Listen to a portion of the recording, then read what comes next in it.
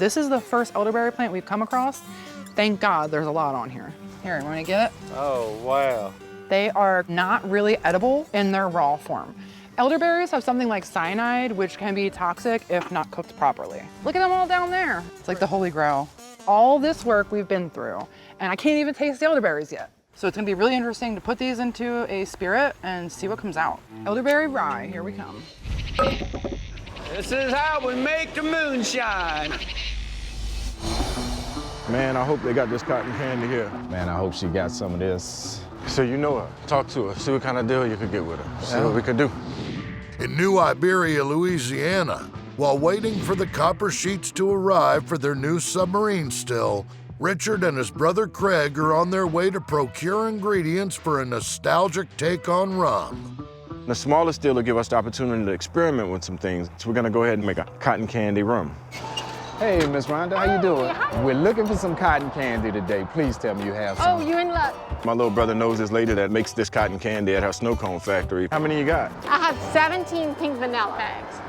We'll take all 17. We'll take all of them. Okay. Here in South Louisiana, times are tough. We just kind of want to lighten the mood for everybody right now. Cotton candy is something that everyone enjoys. We're the first people to ever do this. I've never seen anybody do this before. Yeah, well, maybe it's a reason nobody does it. We're about to find out right now. We're about to find out. We like to be the first to do things. So we do a small 5-gallon run of that and see what we get out of it. We'll be good to go. This will be a good rum. 17 bags of cotton candy. I can't wait for everyone to taste this. I can't wait. This is gonna be awesome. Come on, you feel like driving? If you don't, I guess I will.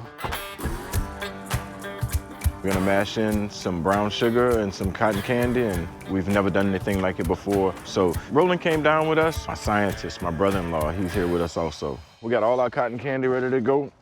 We got our brown sugar here. We're gonna start a cotton candy rum today. Not typical that we'd have to start a fire here, especially in Louisiana, to warm up.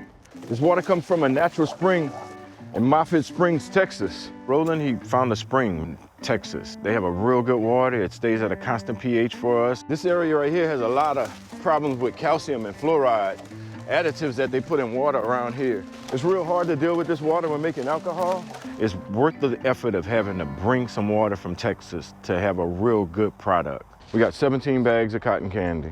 So we'll go 6.5 pounds of brown sugar. And 6.5 pounds of cotton candy, that'll give you the 13 pounds. That'll be the 13 pounds. In a normal mash, we'd just be working with fruits. We might be working with a grain or something like that. In this cotton candy, there are 20 different kinds of chemicals. We don't want any of these chemicals to carry over into the flavor of our moonshine. We can take them out, we can boil them. They have boiling points. What we want is the flavor of cotton candy and the flavor of this brown sugar that we're putting in it. So that's where our chemistry comes in. That's where Roland comes in. Whenever they tell me what they're doing, I just start doing a little research with all the ingredients that's involved and kind of try to break it down to a science, because although I know they make a good product, what we want to do now is try to figure out how to make it consistent. The main thing is just to keep those temperatures aligned so that we get out what we need and keep what we need to maintain that flavor that we're looking for. That's the main thing. We're gonna use some brown sugar, some complex sugars, and we're gonna see if we can make these sugars complement with the sugars that are already in this cotton candy and come out with something different. Man, this smells so good. I can't wait to smell this in a mason jar. When the water's warm enough and you just drop some cotton candy in it, it just starts to melt. It's oozing this sugary, caramelly substance. Look at that. I know. Look at the color in the pot. It's starting to turn a nice dark burgundy. Yeah. We're gonna get to 212 degrees. We're gonna stick there for a little while. During the process, you can smell that chemicals coming out. I'm starting to get the smells now. You start to smell the acetone, and that's something I definitely don't want to carry over into the moonshine. After maybe 15, 20 minutes, it started to smell like cotton candy. Oh yeah, look at that color. And I don't smell any more chemicals, y'all. Yeah, I think we burned them all out. Yeah, they out of there. Think it's about ready? Pick it up, bro. We use a blender yeast that we do ourselves. It's kind of proprietary. Oh yeah, that looks good. That's perfect right there. Looks good to me. Yeah, that's what we're looking for. That's how it's supposed to look.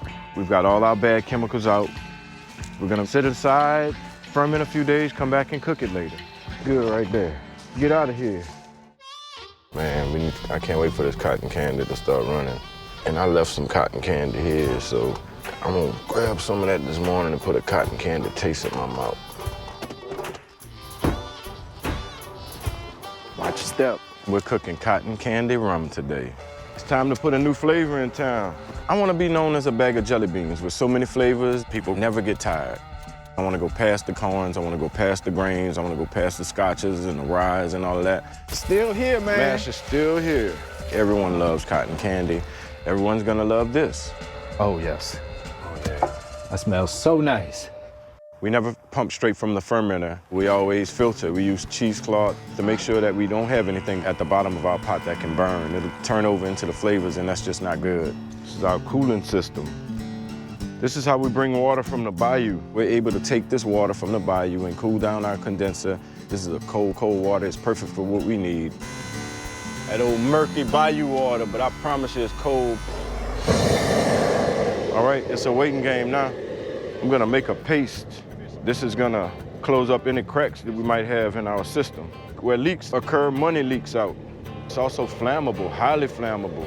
You can never have too much of safety in place. I don't have to worry about my little brother having to explain to his wife how he's got third-degree burns and he can't bring no money in the house. Look at the steam coming out of here. See, right now what's coming out of here is the heads. This is where the methyl alcohol is. This is the bad stuff. This is the alcohols that we don't want in our drink. That's the heads. This is the first time we're doing cotton candy moonshine, but I think we're gonna have a good product to share with everybody. Right, we're looking nice and tight around our fittings. It's good. We roll it low and slow. I don't like it to run real fast, so I figured a little less than 4 hours we ought to be drinking cotton candy moonshine. And a little less than 4 hours ought to be tipsy, because I can't wait to taste that stuff. Hey, you hear that? You hear that? What is it? It's an airplane? Sounds like an airboat. Watch down. it, something coming. Come on, get down, get down, get down, Hurry up. get down, get down.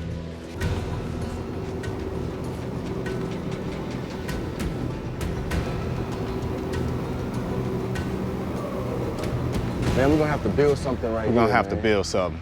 That was a barge, so these guys Come on, you know I'm getting old, man. these guys are not out having fun. They actually have a job to do, so they're gonna just keep moving. That's some good old boys right there. We give them some liquor, they'll keep their mouth quiet. People around here are generally okay, but we're stuck. We're out here, we're running now. I mean, that's the way you go to jail right there. We starting to drip? Yeah, here it is, it's coming. Yeah, that's what I wanted right there. Pink cotton candy. Man, that's a good cotton That's candy the flavor cotton right candy there. right there. That drip comes out, there's a pleasant smell. I could taste instantly real good alcohol coming out. It's like nostalgic. You know, it's gonna take everybody back to their childhood. Man, take a sip of that, man. Smells Man, like that's cotton good, candy. man. Tastes like cotton candy. It's real hot. It tastes just like cotton candy. It has a little bite, but I think as it flows on, it's gonna mellow out a little bit. You know, it's hard times right now. Everybody ain't got no money right now, you know. Everybody wants to enjoy something different. It's like nostalgia with the cotton candy, and on the flip side, it's like I'm on a roller coaster ride, up and down. I promise you this is 150. What can I bet you? Let me see. I promise you, 150. 150. You don't bet with me because you know. That's why I If didn't I bet. tell you a chicken dip snuff, he's dipping snuff. We're gonna have to buy a cotton candy machine. How are we gonna explain that to the police? We out here with cotton candy.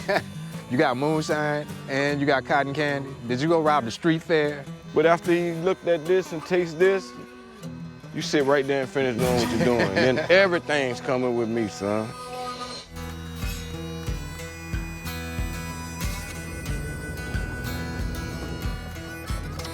What you done, Puss? I'm bringing you a new project. What you got? You ain't gonna like it. Well, I might. You can't never tell. No. I already know the answer to this question, but we gotta try it. I have 30 gallons Oh, of hell. grade A milk. What the hell are we gonna do with milk? Make whiskey. Really? Milk liquor? Yep. If I can make a milk stout, I can make mash and make liquor out of it. What do you mean a milk stout? That's a beer that they make. You know, he looks like he's been slapped in church for farting. I know by the expression on his face that he ain't really digging it right now. Where'd you get it at? Out of a damn cow, Einstein. Larry over at the dairy farm, he had extra milk surplus. So you thought milk liquor? If you can get your hands on something that's a fermentable and you want to experiment with it, look my way, I'll take it off your hands. You're the mash guru. Hell, if you think it'll ferment, I'm with you. If I can ferment it in a beer, we can ferment it in mash. Milk liquor, God almighty, what have we evolved? You know, there's so many things that you can do with milk. You can drink it. You can make butter out of it by churning it. And I'm pretty sure that the lactose, which is the sugar that's in milk, will ferment. All righty, Roo. We'll have to put us a burner together. We got to warm up about half of it, I guess. It got pretty chilly last night, so it's probably about 35 degrees, 40 degrees. That's not a good hospital environment for yeast, so we got to warm it up a little bit, get it to 75, 80 degrees. That'll give yeast a good environment to start working. All right, here we go. Now, when it comes to dairy, I know which end of the cow to mix, and I know you milk a heifer and you don't milk a bull, but beyond that, I'm in the dark. I've never tried anything like this before, so it may not work. Yeah, all we need to do is get enough to get the yeast to take off. Say that's good? I would think. Here we go. Whoa. I think it would behoove us, no matter how hot we're gonna get it, to kind of do a little of this. What you see down there on the temperature, I'm gonna say that right at 80 degrees. It's not far from it. It's about 78. Finger don't lie. I just dipped out a damn bucket full of Whipped cream. Look at it. That's crazy. Digger, if this ferments and works, what in your mind do you have any idea what you think it's going to taste like? I think it's gonna be buttery, smooth. Milk has got in it everything that I love. Buttery, creamy. If you could get that to carry through over into a liquor, you know, bully for him. We'll give it a good healthy dose. You can't never pitch too much yeast. I got all the trust in the world in you when it comes to yeast. We're gonna use wine yeast because a lot of wines are acidic. They're a lot like milk. So these yeast, they're propagated to work in an acid environment. I'm gonna try real gently, just pull it to the bottom. You reckon it's warm enough to work? Yeah. All we need now is a little time and cooperation from the milkman. I'm gonna keep my fingers crossed because if it ferments and it works, you may be on to something, baby man. I'm gonna go buy you an ice cream cone.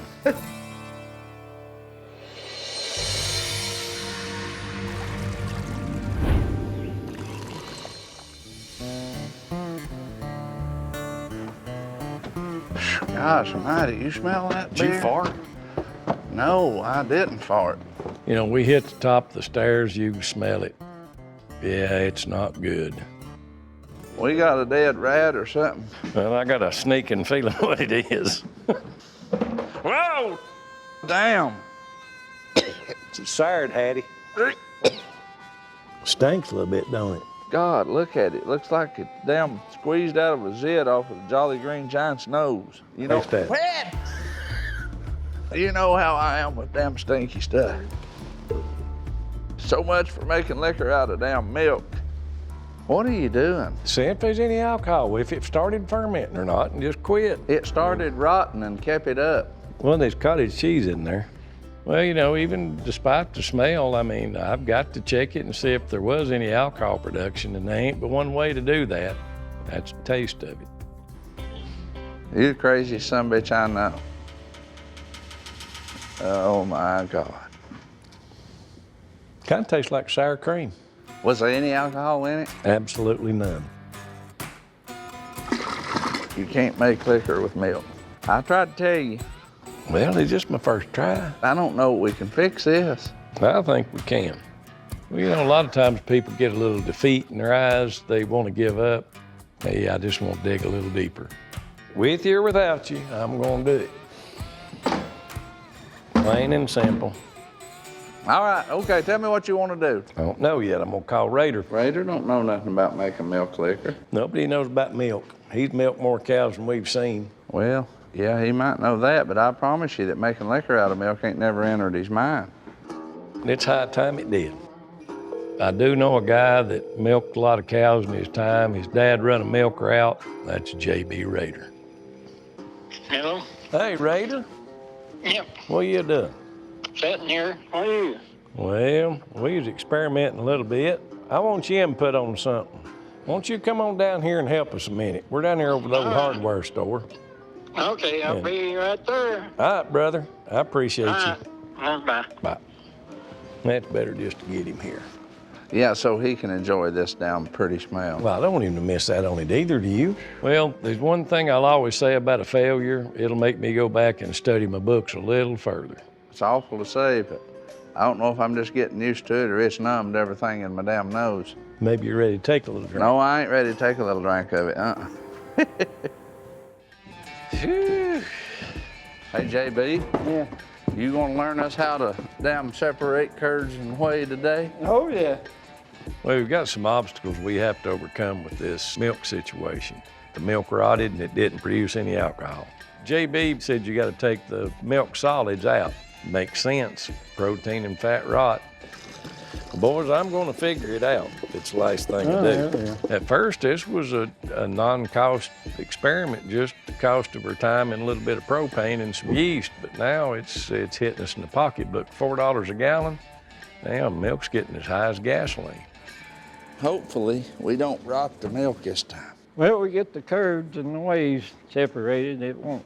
Mama had a half a cup of vinegar to a gallon of milk to separate it. Adding an acid to the milk itself causes the fat and the proteins to congeal and coagulate and make the curds that the cheese are made out of. Show me how, Raider. Yeah, you just pour it in there.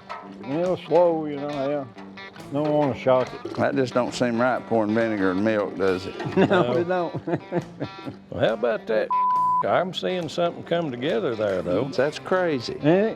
Almost immediately, we see little chunks of curds beginning to form on the surface. Look at there. Good. Cottage cheese. You damn right. Instantly.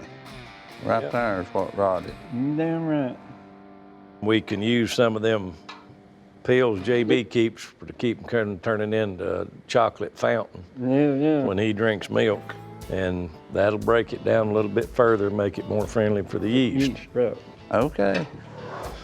As it's getting thicker and thicker, I strain it off, put it in cheesecloth to catch more of the whey out of the cheese, and squeezing that cheesecloth, and the actual liquid that's coming out of it is yellow.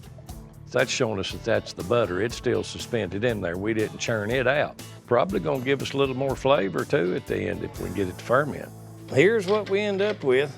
Kind of looks like chicken broth. Does, don't it? It's kind of an amber, yellow, gold color, milky, just a little bit of tinge of milk in it. I do know there's sugar in this whey. Now we're gonna take some of these pills that JB has to take so he can eat dairy and crush them up and put them in the blend to further break down that lactose. Now the yeast will get in there. We'll let it sit till it kind of swells up and starts breaking up. Now that's the same yeast that we put in that purse, right? Exact same yeast we used. You know, maybe we're going in the right direction. I don't know, won't know till it's all said and done, but hopefully we're gonna make a little alcohol out of milk. Basically what I'm gonna do here, I'm just gonna make a little airlock. Oh, yeah. And if it does what it's supposed to, that CO2 will blow these bags up. You know, now it's just a matter of waiting and see. We'll come back and check it tomorrow just for giggles. Hell yeah. Milk liquor, down.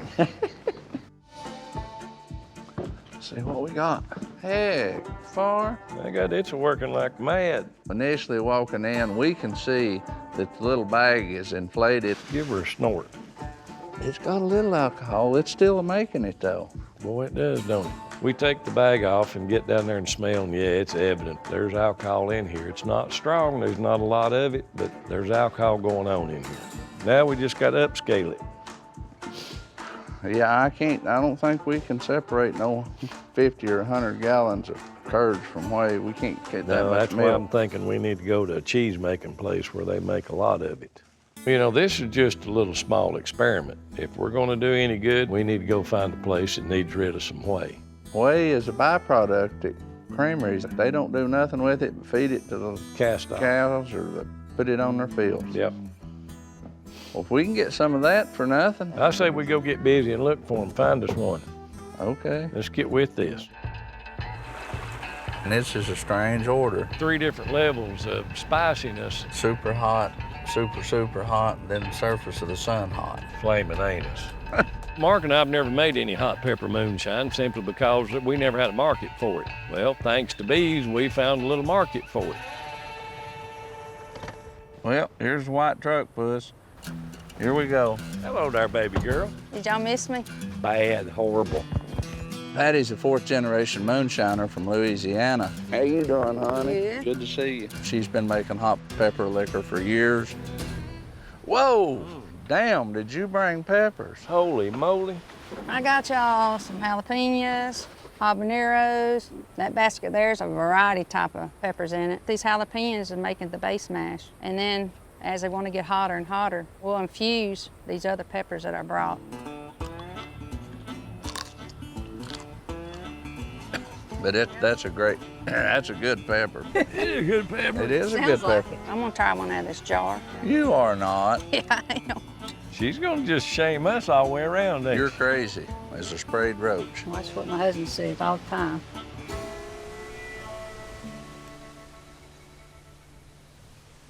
Whew. God, dog. She's tough as a damn knot. If anybody can help us move forward with this hot, spicy liquor, Patty is the one. I still think y'all are a puss. But I'm gonna take it. We're gonna head to the old still site, which has been out of use for a few seasons, and we're gonna get started on some hot pepper liquor. You about to see the prettiest still side on this planet. We've got an order for 3 different levels of spiciness in this pepper liquor we're supposed to create, or the liqueurs. This guy wants several different flavor profiles of heat from the spices. So given the fact that me or Mark, neither one's ever worked with any hot peppers in liquor, we've called in Patty Bryan, an old moonshiner from down in Louisiana. I ought to boil some water for us. One of her staple recipes is a pepper moonshine. Let me go get you some water going. This still side, it's just perfect. Got the Cosby Creek running right out of the Smoky Mountains National Park. We take for granted what most people would give the end of the world for. Exactly. There's thousands and thousands of acres, deep cover. This is just where we're at home. Me and Mark Wayne, we've run 1 million gallons of liquor out of this creek. You know, the only reason we left this still site a few years back, there was a policeman that was dogging me pretty good. We didn't want him to follow us to this place. It's our favorite still site in the world. Yeah, we need to put as much sugar in here as we can because I've done a lot of pepper shine before, and you don't get much starches out of peppers. If you didn't put any sugar in it, you're gonna have absolutely no alcohol. Yeah, just gonna have rotted jalapenos. Rotted jalapenos. All we're getting from the pepper is just the flavor and the heat. Yep. Given the fact that this guy wants the spiciest liquor he can get, we're gonna double the amount of jalapenos that Patty normally uses in her mash. The oil in a jalapeno is called capsaicin. See that right there? This is your heat here? Mm-hmm. You wouldn't want to pick your nose right now, tall, would you? No, I'll pick yours though. No, I'm okay. Now, with any luck at all, this is going to be our entry level on the spiciness. It's going to be spicy, but it's not going to be so spicy it'll run you plumb out of town. Let's grind these summer guns up. Crank that thing. Oh, look at that orange one. Maybe this wasn't such a good idea after all. Son of a bitch. About the 3rd or 4th pepper, here it comes. There's a cloud of damn capsaicin. It's in her eyes and it's getting in her lungs. If that don't suit that damn feller for some hot liquor, He can make it his damn self. All I want's a jug of milk to drink and pour in my eyes right now. But that little puddle of oil, that speaks volumes to what this chipper shredder's doing. It's exposing those little membranes and busting them up and freeing all that oil up. And that's where the flavor's at. You stick your hand in that and you rub your eyeball, it's gonna burn it. Or any of my balls for that matter. you know, these jalapenos, they're doing this to our respiratory systems at 5,000 Scoville units. Can you imagine pouring a bucket through a Carolina Reapers through this damn thing? This is just the base for hotter things to come. Yeah, one good thing about those other peppers I brought, we're not gonna probably chop them up. We might just pour a little bit in a thump keg. Our plan is to have 3 different levels of liquor, of spiciness. Next time when we come in here, we're gonna bring those hotter peppers that I brought and we're gonna bring them in here and make way hotter shine than what these jalapenos will. Phase a damn critter comes through here and he's tough enough to drink that mash. Bear's asshole will glow like a tail light on a 40 Ford. You ready for your first mountain run? Sure am. So today's the day we run pepper liquor. We got 3 runs to make. We're gonna make a couple of gallons of hot liquor. We're gonna make a couple of gallons of hotter liquor. And then we're gonna make some insanely hot liquor. It ain't a bubble in a bit. Whoa. There's some damn sure some heat. Oh, yeah, that's gonna be good. God almighty. I'll have to say the jalapeno mash, it does have a good flavor to it. It's got a little sweet, sour, and some spice. Well, I think for a damn low-level heat drink, that's a plenty. That's why we started off with jalapeno. Patty suggests that after we catch so much of the jalapeno base, she'll start infusing the habaneros into the thumper, and then at some point, she will infuse all the super mega hot peppers into the thumper. This Mind No Digger's research and development still here. Is it? Yeah, this is a good one. You know, we haven't used this low still in a while. It's a 1 barrel, AKA 50 gallons of mash. Yeah, I've always pasted in my stills. I've never used any of these clamps. Yeah, These I are pretty know. fancy. It's really a good little still. With access to the thumper, we can infuse different ingredients at any time. Now we're making some liquor. There we go. Is this gonna be an official run? Let's let it spew a little vapor out over through that mash in through the worm, clean it out good. Since this is the first time this still's been used this season. Well, this should produce some good liquor out of it. You know, no matter where we've had a still sitting up for 1 month or 1 year, we always blow steam through it to clean it out. It's the most efficient way of cleaning all the bugs and dust and critters that might be up in there out. It sanitizes at the same time. We had just putting that mash in there, it went up 90 degrees before we ever lit the fire. Hell, it's done condensing and it ain't it. It won't condense long. Damn. Pepper liquor, having all that damn capsaicin oil in it. Get some water going in it. Hell, fire. We're pepper spraying ourselves with our own jalapenos. We got to get some water going in that. I know. We were using a still that hadn't been used in a while. We don't put any water in the condenser so that it will just transfer steam all complete through the whole system. This cleans it. This kills any bacteria, blows out any bugs or cobwebs. That wasn't the best idea we've ever had, was it? There's one thing we hadn't really counted on, the damn heat from the jalapenos. Vapor, it will choke you. Why didn't you tell us better than that? Is you just teaching us a lesson? I'm teaching y'all. It's running. It's our very first ever hot pepper liquor, Patty. It's gonna be spicy. You can smell it. You know, the liquor, it's beginning to run. And of course, you can't tell anything about the proof or the spice, but the pepper flavor's coming through very well. Let's taste it and see where we're at. I think Patty's got us pointed in the right direction. Ain't that bad, is it? No, it's not that bad. It ain't as bad as the steam was, is it? It's really good, but damn, it's really hot. I'm impressed with it. It's not too much for me. It ain't really what you expect it to be. Yeah, it's got plenty of spice in there, but it's good. Yeah, that's perfect. It's got that sweetness from the sugar liquor, and then it balances out into that fiery pepper note, then plays out kind of light on the back end. It finishes off rather nice. We got to get to the next level of heat. We're gonna go ahead and start blending in some of the hotter peppers. These habaneros are like 20 to 70 times hotter than the jalapeno. So the plan is we're going to use a little bit of liquor, pour it in on top of those peppers, blend them up into a slurry, and pour them into the thump keg. You better not be touching anything tender after you handle all them. That's going to be mean.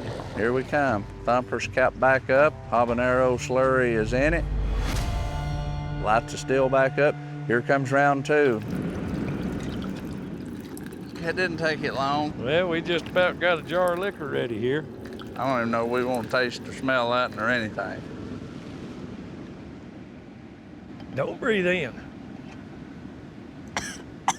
That's way hotter than the jalapeno. Damn, you just got me scared to death. Whoa. You've heard of people having damn dragon breath? I feel like I could actually blow fire. These things here are so strong, they can nearly blind you while we're wearing these goggles. This is just insane.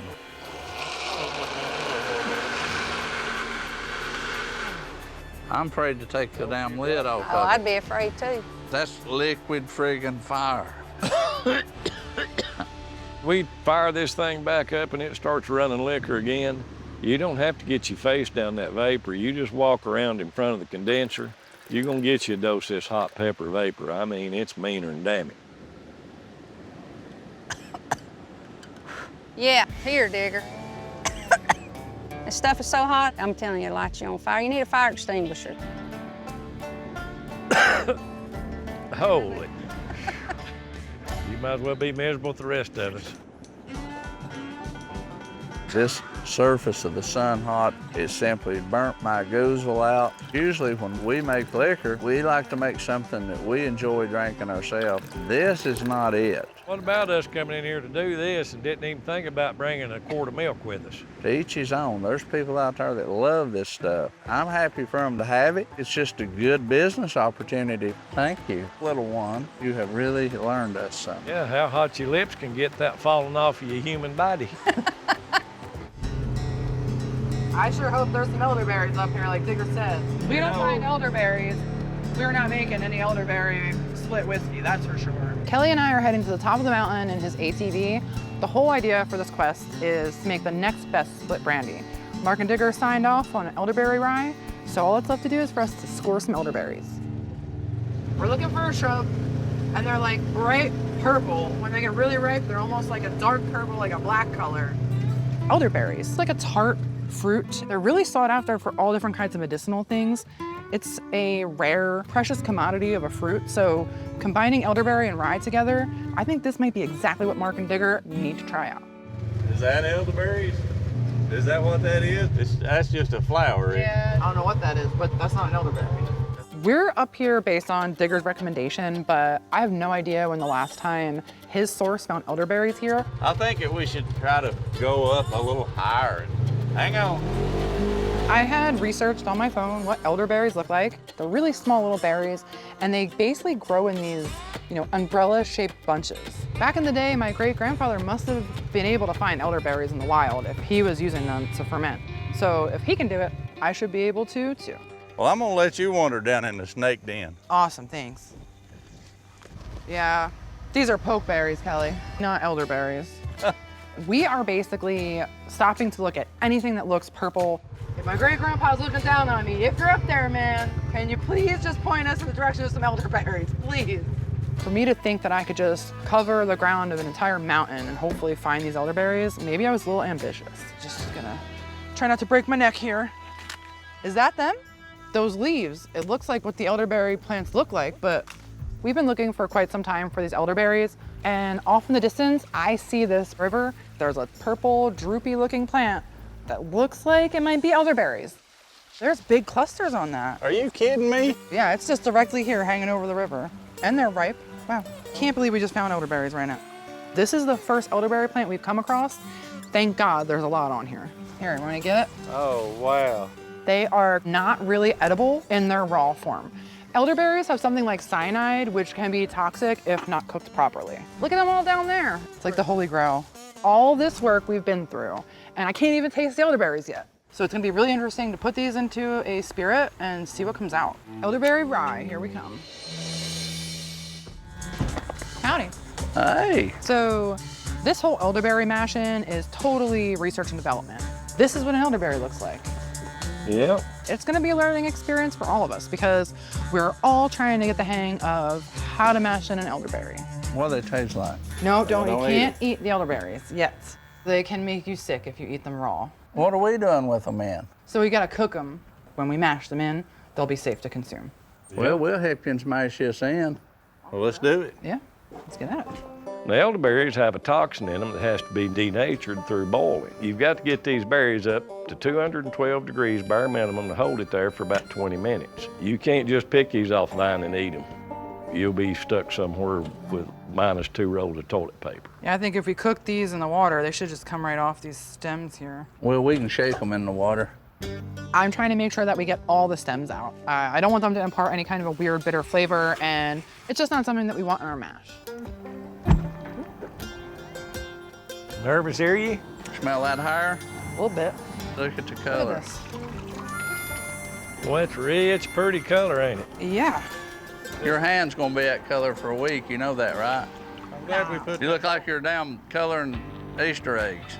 We start cooking these berries down. It's a really pretty color. Hell, I think we need to run with them raisins to it. We let them boil hard, then we dump in all the raisins. So the recipe called for 1 part elderberry and 2 parts raisins, so that's what we got. As soon as we put them in, we turn the fire out. These raisins will sink right to the bottom, and with all the sugar that's in them, they would scorch, they would stick to the bottom. That is hot. Look at them. They're done getting unwrinkled. Raisins are kind of like the backup team for the elderberries. So they're there to bring more sugar and more fruitiness to the party. 50 pounds of grain, 50 pounds of sugar. We're gonna go heavy with rye in this mash. Essentially, it's gonna be about 50% rye. So I got a really, really nice malted rye to help bring out a sweet, buttery flavor. I'm hoping that the rye can go along with the fruitiness of the elderberries and these raisins, and they're just gonna meet each other right in the middle and complement each other nicely. Well, it's pretty color, ain't it? Mm-hmm.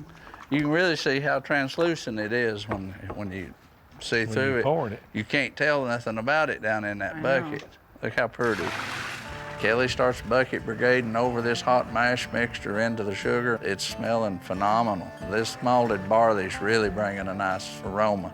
Fire it up. You know, I think you made a good choice on the malted rye instead of just rye. Yeah. Now, as far as East Tennessee goes, this right here is a classic split brandy. Yellow. That's damn good. You know, the malted rye will have a spicy, peppery note with a little light, earthy tone that malting brings around.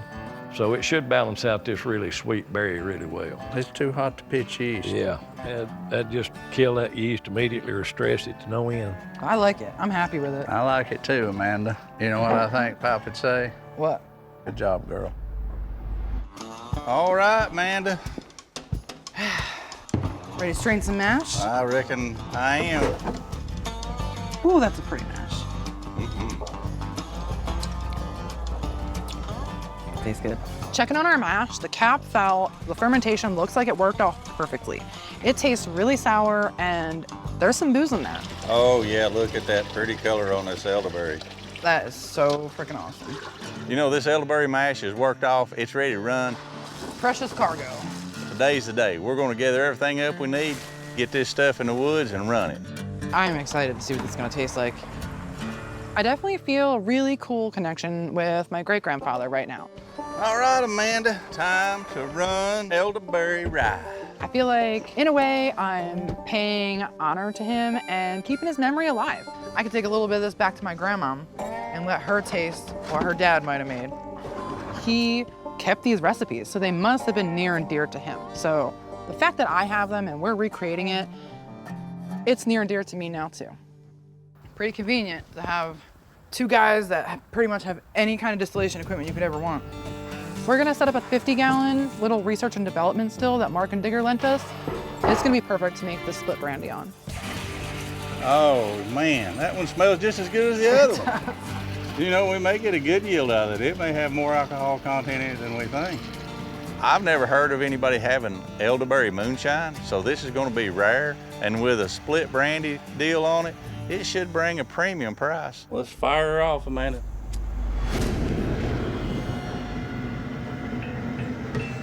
Wait a minute, go ahead and cap it. You know, this small pot, even though we've never ran it, just setting it up is a little different. Perfect. You know, it's got the clamps on it and everything. This is gonna be easy peasy. It's pushing. You can smell it strong. Yeah. I could smell it when I walked back down here a while ago, strong. Right away, it smells really fruity. I can smell that elderberry coming through. It's just in the air. Oh, look at that. We got liquor. Okay, I'm gonna adjust the Now's flame. when you need to turn it down. How much you want to toss? Is that enough? Oh, goddamn. That's strong rocket fuel, but I can smell that berry in there a little bit. You know, the thing about it is, if this small batch is a hit and we need to, we know to start looking early for elderberries and where they're at, and now that we know what they look like, we'll be able to find them a little better. All right, here goes nothing.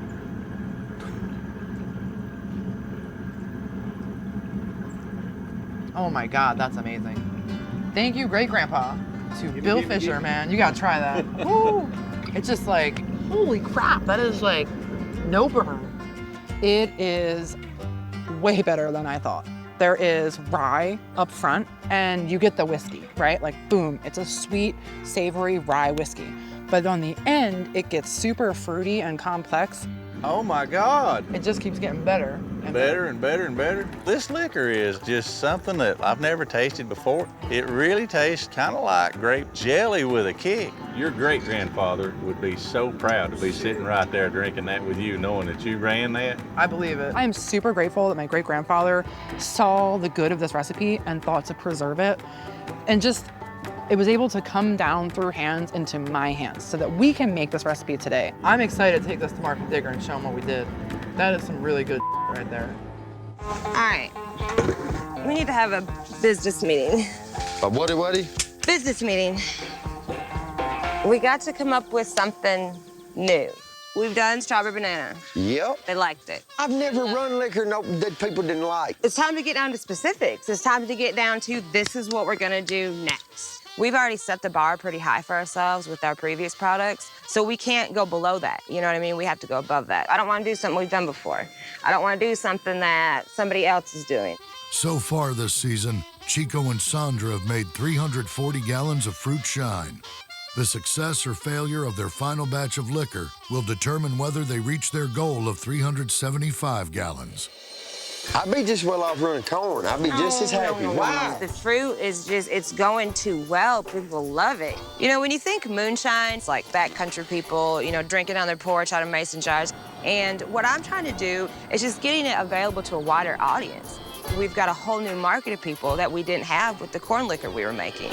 I think that we should do pomegranates. A what? A pomegranate. It's a fruit, and it's really sweet, kind of tart. The ladies would really, really like it. We in Kentucky, you've been watching too much Sex in the City. This is the drink they would serve on Sex in the City. It'd have to be like Sex in the Backwoods. We will make a Chico-inspired Sex in the Backwoods Palm Shine Teeny drink. Whatever I gotta do to get him on board with this idea, I'm gonna do it. Although pomegranates were originally cultivated near present-day Iran, they made their way to America around the late 16th century. The first colonists established orchards of the fruit from South Carolina down through Florida. Pomegranates are really trendy. It's the thing. All right, you've been fairly successful. I'll let you do it. It's gonna work. I've never made moonshine out of pomegranates. So we kind of got to think about the details and think about how we're going to do it. But as long as he's on board, I know we can get it done. Pomegranates. Pomegranates. Am I even saying that correctly? Yes, we got to figure it out. This is what a pomegranate looks like. Looks like a cross between an onion and an apple. Now, you see all these seeds? That's where you're going to get all your juice from. We want to make sure we get all the fruit out of here that we can. It's going to be work. That's why we're charging a premium for this. Pomegranate's gonna be a great flavor. I think it's gonna sell great. It's trendy. You're starting to see it everywhere, but you haven't really seen it in shines and brandies yet. Alcoholic beverages made of pomegranate juice is no new trend. Even the ancient Egyptians were in on the act. Ain't no fruit, that's seeds. Exactly. They're about like corn kernels stuck in this membrane right here. I hate shelling corn. Anytime you try something new, you're taking a huge risk. This could make us fall on our faces. This could completely fail. It might not work out. But if it does work out, the reward is huge. Oh, yeah, you gonna do all that? It. Yeah, I got a juicer right here. Chico and I have never worked with pomegranates before. Got a couple of different ways we can try it. And then I also bought this. It's kind of a learning curve for us. You can also mush them like this. Well, not like that, but see all the juice? I mushed too hard. We're not exactly sure what the best way to go about this is. What are you doing right here? Check this out. Okay. We have been mashing these pomegranates for a while, you know. Get the other one, we'll try to do two. We've tried the vise. We've tried rolling them around on the deck. There is numerous ways that we have attempted this and horribly failed. There's got to be a better way than this. I mean, look, it's still slow, man. I know. I mean, we've been here all damn day, and we got barely one run right now. I'm done with this. Finally, I just lay down and say, look, you know, throw them in the strainer. I'll take my hand and mash them, you know. So do you not want to use the vise at all? No. I mean, you can do that after you vise them, but you're getting a whole lot of juice. Watch this. Yeah, it's just pouring off that way. That's fantastic. All right, get me some cut in half that way and get some of this mash. Here you go. Cool. This is work, man. Yeah. I don't like doing this. Hell yeah. All these is about busted. Pull it out and see what we got. Let's see what we got. Oh, yeah. Oh, yeah, we good. We got to get these 2 buckets in the barrel, start breaking that sugar. Can you do it? Yeah, I you can. got it? Yep. All right, lower that down. Dude. Stop. But it's fun. You ain't no fun. I'm gonna have to hire somebody else. All right. This pomegranate is the last run that we're gonna get. It's crucial that we are successful through this. The last run of the season is what keeps my family fed through the winter. All right. Good job. We are officially mashed in. Now it's just a waiting game. Hopefully the weather will hold out and it'll stay warm enough so it'll be successful, and then we've got to get it sold and we'll be done for the year. All right. I'll just hope it turns out. It should. You got way too much faith in something you ain't tried before. You've got to have hope. So I get a call from my buddy Brandon. He told me he had something for me. He told me it'll be worth my while. We're going through farmland. I mean, we're a long way away from home. This is definitely Louisiana. This ain't Maggie Valley at all. You always have something.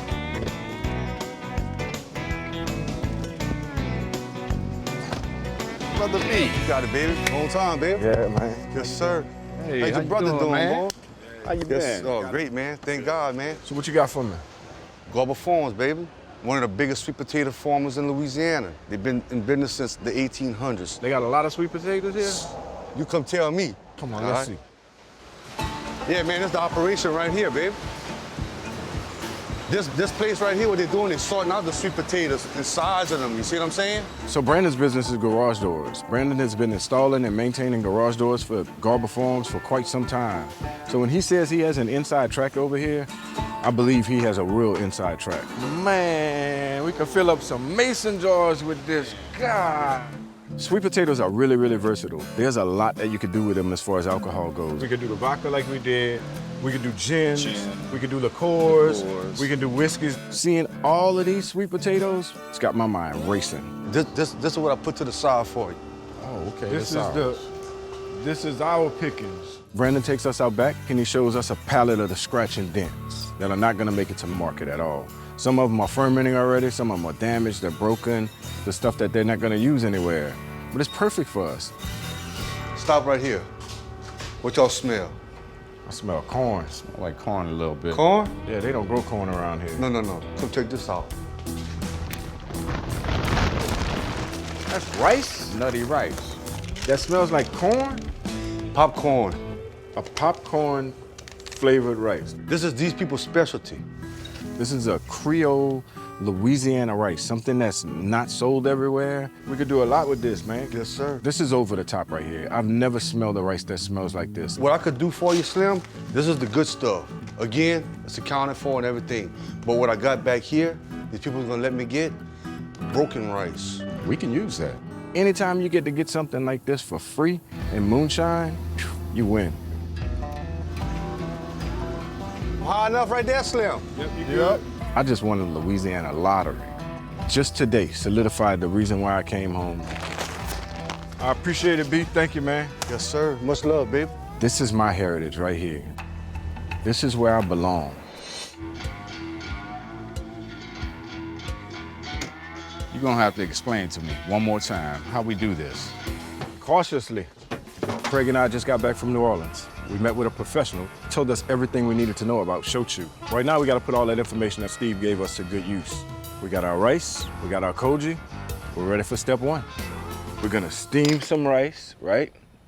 And we're gonna mix this koji mold with it. That's why I got us out here in the middle of nowhere by my buddy's abandoned property. So my buddy has his old abandoned property that he owns. It's got running water, everything that we need. At the end of the day, we're just cooking rice. We're not doing anything illegal yet. True koji makers, they rub this rice together.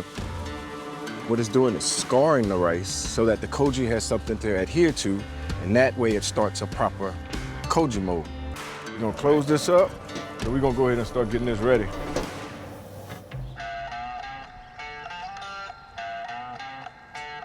So it's important also in this process to not steam the rice all the way through. You want it to be kind of hard where you can break it. We ain't quite there yet. We're gonna let it cook for a little bit more. And that's where the koji really has a chance to settle in and do what it has to do. This is a process right here, one you don't usually think of when you're making moonshine. All right, let's take a look at this. Oh, look at that. It's clumping up. Look how big the clumps are now. That's steamed rice. That's how it's supposed to be. Not cooked all the way through, just like this. Let's start loading this up. So once we get all this rice prepared, we're gonna go ahead and lay it in some trays. We're gonna add our koji mold to it. So what we're gonna do is we put half a pack in here. They mix this up real well. We want this koji evenly distributed through this rice so we can get an even layer of mold on here. Right. This koji mold, in order to grow, it needs humidity, it needs a little heat, it needs some airflow. This place has windows, it's warm in there, perfect conditions for our koji to grow. And look what I got. This will go straight over the top of these things. How far one goes. I hope this is right, because we're counting on this to put us back on the map and bring us more clients. All right, Craig, let's just load 100 pounds of these up. Ain't no sense of bringing all that out there. I'm gonna go get that koji and get ready to load that up. It's been 7 days. This is the moment of truth. It's hot down here right now. It's really, really humid. That should be perfect for this koji to grow. And we're about to find out if it grew. Smells like alcohol. God, look at that. To me, this rice definitely looks moldy, but I've never done this before, and I'm not sure if it's right. Craig? I just hope that this is the koji mold that's working, because if this is some other type of mold that's taken over, this could be disastrous. That's mold for sure. I want to try it, but I'm scared to try it. We're too far from a hospital. I'd die out here. Yeah, for real. The only way to know if we got this koji mold right is to smell it. It smells sweet and kind of like shou. This is actually a pleasant smell to say they got mold growing on it, man. The flavor that I'm smelling is exactly the flavor that I tasted in the shou that Steve gave us to try in New Orleans. There's no other way to get this flavor other than using koji mold. Let's go take us a little trip, man. I love this, man. We ain't gotta worry about nobody coming steal the moonshine, steal from us. All the alcohol. All the alcohol. I have a friend who has a hunting lease in the middle of the Appalachia Basin. Ain't nothing over there but alligators and mosquitoes. Ain't nobody going back there to disturb us. Let's get to work. This is definitely historic. Man, this smells like yams. We are making a Creole shou. This one's light. In the bayous of Louisiana. It don't get no better than this. So we're gonna boil these sweet potatoes down. We're gonna add them to our koji mold, throw them in a barrel, and let nature do what it does. We'll be making shou. One barrel done. So to mash these potatoes in, we're gonna boil them down real good, make sure we can mash them up real well. Oh yeah. Yep, that's what a yam's supposed to smell like. Oh, they slice through easy. I can mash them like potatoes. They are potatoes. All right, there we go. Ah, let's get some water, Craig. We got our 100 pounds of potatoes cooked. Here we go, that's that good koji right there. We're gonna mix this with the koji mold. This is the moment of truth right here. I'm gonna break it up real good so the yeast can enjoy it. Man, you smell that smell? It definitely did a conversion on this rice because this rice even smells sweet. If this koji is anything like the smell I'm getting right now, then we're in business. They should work good together. They will work good together.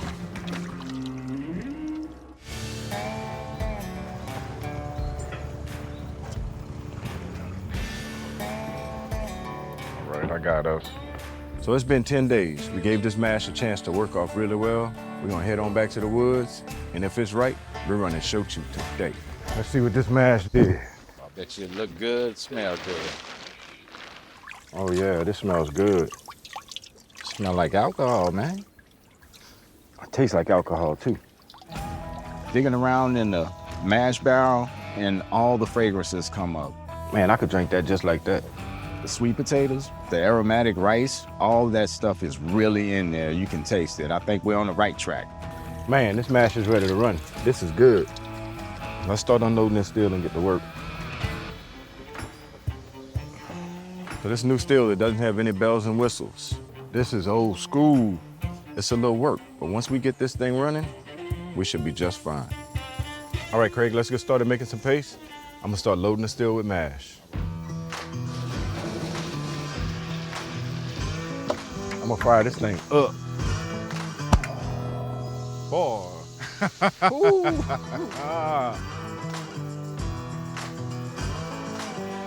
Hey, you hear that, Reg? Yep. That Let me thump. see something.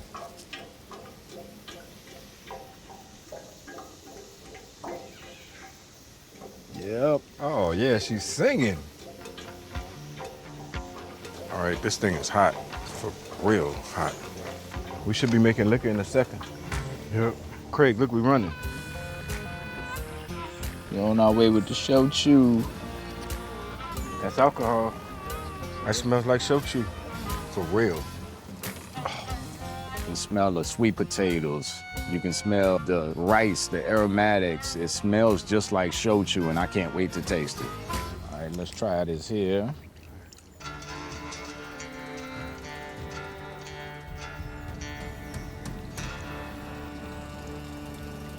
That's it.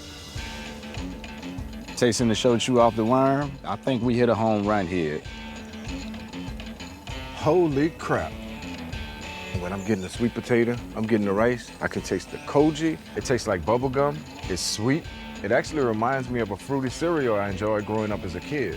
If somebody would drink that bottle right there, they would swear that we bought that off of the show. This shochu is gonna put my name back on the map because people are gonna love it and they'll be willing to pay for it. Man, I can't wait to start making calls and letting people know what we got here.